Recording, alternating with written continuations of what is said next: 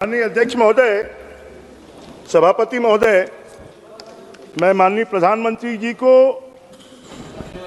माननीय वित्त मंत्री जी को बहुत बहुत धन्यवाद देता हूं कि उन्होंने ये जो बजट प्रस्तुत किया है, ये बजट देश को तरक्की देने वाला बजट है।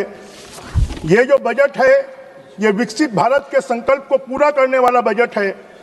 ये बजट संकल्प को ठोस आधार देने वाला बजट है।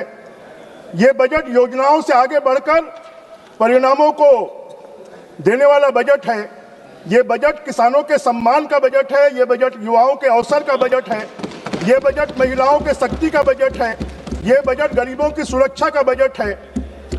माननीय सभापति महोदय, मैं नेता प्रतिपक्ष राहुल जी को सुन रहा था।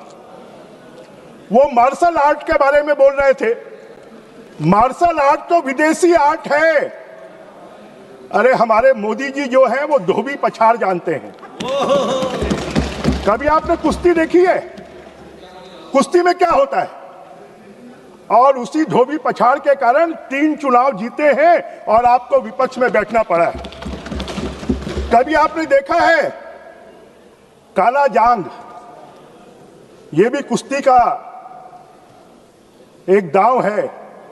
राहुल जी, ये मार्शल आर्ट से काम चलने वाला नहीं है। आपको कुश्ती सीखनी पड़ेगी, आपको कबड्डी सीखनी पड़ेगी, आपको भारत के खेल सीखने पड़ेंगे। और जब तक आप भारत के खेल नहीं सीखेंगे तब तक आपको विपक्ष में बैठना पड़ेगा, क्योंकि मोदी जी भारतीय हैं, भारत की चिंता करते हैं, भारत को जानते हैं, पूरे भारत में घूमे हैं। वो गांव, गरीब, किसान, नौजवान, मजदूर, महिलाएं, सबकी चिंता करने वाले हैं। और ये इस बजट में दिखाई दे रहा है। वो सेलिंग डेटा की बात कर रहे थे। जरा ये सेलिंग डेटा 2G स्कैम क्या था यूपीए की सरकार में? ये सेलिंग डेटा किसने किया था? जरा इसके बारे में उनको बताना चाहिए। स्पेक्ट्रम जो थे वो तो पर्सनल एटीएम बन गए थे। स्पेक्ट्रम बेचकर वो पैसा कमा रहे थे। आज भी भ्रष्टाचार की जांच चल रही है। जरा सेलिंग डेटा के बारे में आप बताएं। क्यों नहीं बताना चाहते? उसके बारे में आप चर्चा क्यों नहीं करते?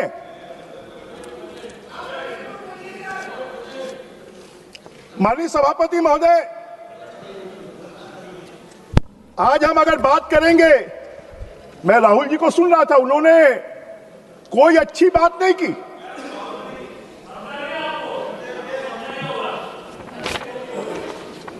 ये जो बजट है उनको ये समझ में नहीं आया। ये बजट खर्च का बजट नहीं है, निवेश का बजट है। खाली कांग्रेस ने खर्च किया है। अरे मुझे मालूम है कहां बोलना है, मुझे मालूम है कहां बोलना है। ये देश के भविष्य का बजट है। हम उज्जवल वर्तमान को देखते हैं। अतीत की परछाइयां स्वतः सामने आ जाती है कि इन्होंने क्या क्या कार्य कारनामे किए थे। 60 साल तक देश को कैसे डुबोया था। माननीय सभापति महोदय, देश में संभावनाएं थी पर इनके पास में दिशा नहीं थी। संसाधन थे पर इनके पास में संकल्प नहीं था। जनसंख्या थी पर इनके पास में योजना नहीं थी। भारत के पास में अवसरों का महासागर था पर विकास की बूंद बूंद के लिए भारत तरसता था। कांग्रेस शासन एक लेखक की तरह था जिसके पास कागज तो थे पर उनके पास कलम में स्याही नहीं थी। वो क्या लिखते? आज वही परंपरा है। वही परंपरा राहुल जी में भी दिखाई देती है। वो एक राजनीति के ऐसे कवि हैं जो भावनाओं की कविता तो लिखते हैं पर यथार्थ की गद्य भाषा उनको नहीं आती। जो देश को मंजिल दिखाने तो चले हैं पर स्वयं को रास्ता नहीं मालूम है। सदन में उनको क्या बोलना है, क्या नहीं बोलना है, उनको ये भी समझ में नहीं आता है। अध्यक्ष जी टोकते हैं, नियम कायदे कानून नहीं जानते हैं। अपनी महिला सांसदों को प्रधानमंत्री की कुर्सी तक भेज देते हैं। क्या जानते हैं वो? क्या यही नियम कायदे कानून जानते हैं? यही अनुशासन जानते हैं? यही लोकतंत्र जानते हैं? और जब उनकी गलतियों को रोकने का काम लोकसभा अध्यक्ष करते हैं तो उनके खिलाफ में अविश्वास प्रस्ताव ले आते हैं। मैं इनकी निंदा करता हूं कि आप लोकसभा की कार्रवाई को ठीक तरीके से चलाना नहीं चाहते।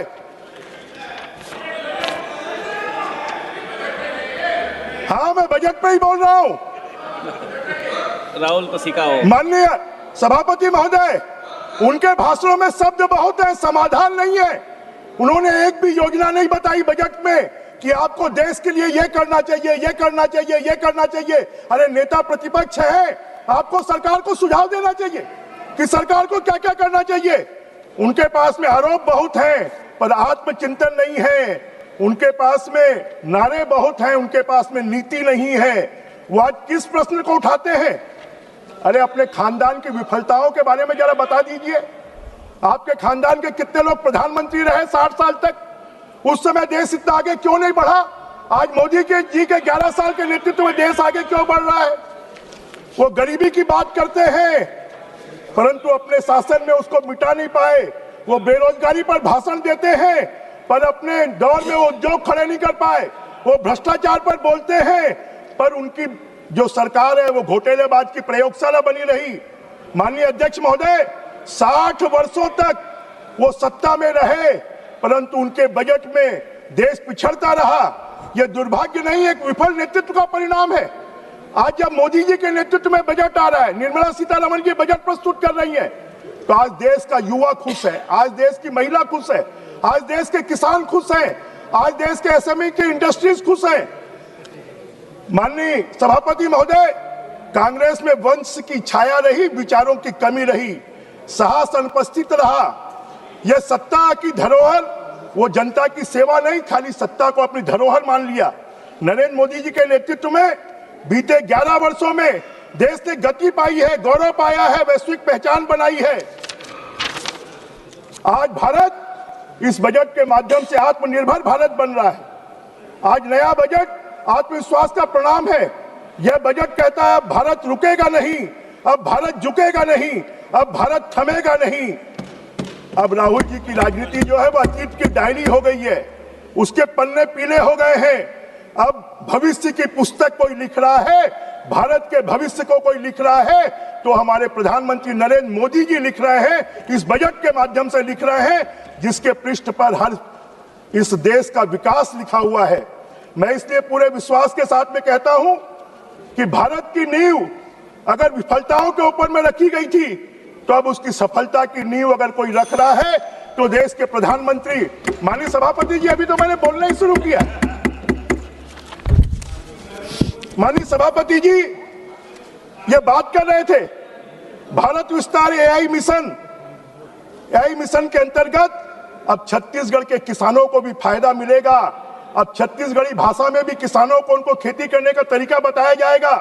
किसानों को पहले 1310 रुपए धान का सपोर्ट प्राइस मिलता था, आज 2369 रुपए मिल रहा है, और छत्तीसगढ़ में तो 2100 रुपए दे रहे हैं। मोदी जी की गारंटी को पूरा कर रहे हैं। पूरे देश में कांग्रेस की सरकारें को इतना पैसा दे रही है। कांग्रेस के सरकार के जमाने में सड़क 12 किलोमीटर प्रतिदिन बनती थी, आज 33 किलोमीटर प्रतिदिन बन रही है।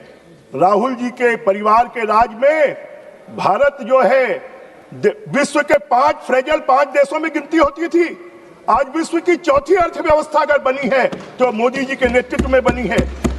आज माननीय सभापति महोदय, 40,000 करोड़ से रेयर अर्थ, आज हमारी बैटरियां बनना है, आज हमारे सेमीकंडक्टर बनना है। उनके लिए जिस रेयर अर्थ की आवश्यकता है, आज हमारे छत्तीसगढ़ में लिथियम मिला है, उसका विकास होगा, ये कॉरिडोर बनेगा। रेयर अर्थ के लिए 40,000 करोड़ रुपए रखा गया है। भुवनेश्वर से विशाखापट्टनम तक जो स्पीड कॉरिडोर बनाया जा रहा है, उसमें हमारे छत्तीसगढ़ को भी जोड़ मिलेगा और उसके माध्यम से छत्तीसगढ़ भी विकसित होगा। माननीय अध्यक्ष सभापति महोदय, राजकोषीय घाटा इनके समय पर जो 8.9% होता था, आज वो 4.4% हो गया है। इनके समय पर जो रेलवे ट्रैक 6.4 किलोमीटर प्रतिवर्ष बनते थे, आज वो 100 किलोमीटर प्रतिवर्ष बन रहे हैं।